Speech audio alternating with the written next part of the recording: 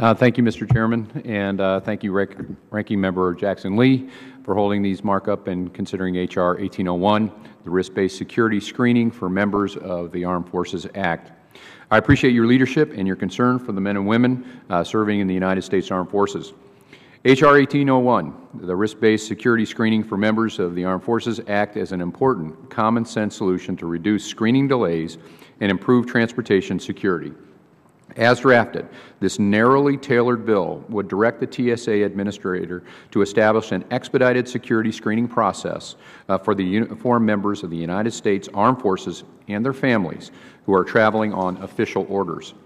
To ensure maximum security for all transportation system users and the prudent use of limited resources, this legislation promotes further risk-based security screening at American airports.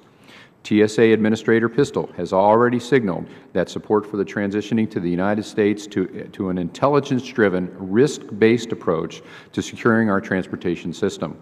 Members of the United States Armed Forces and their families comprise a low-risk population that would ideally be suited for an expedited security screening process.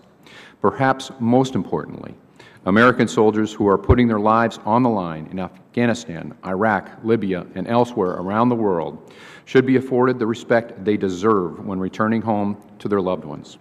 Numerous other travelers, such as frequent flyers and pilots, already are able to utilize expedited or advanced screening procedures. Our men and women in the armed services are deserving of at least a similar level of courtesy. As such, I urge my colleagues on the subcommittee to support this common-sense legislation to honor our soldiers and commitment to our country, reduce screening delays, and improve transportation security. Thank you very much, sir, and I yield back.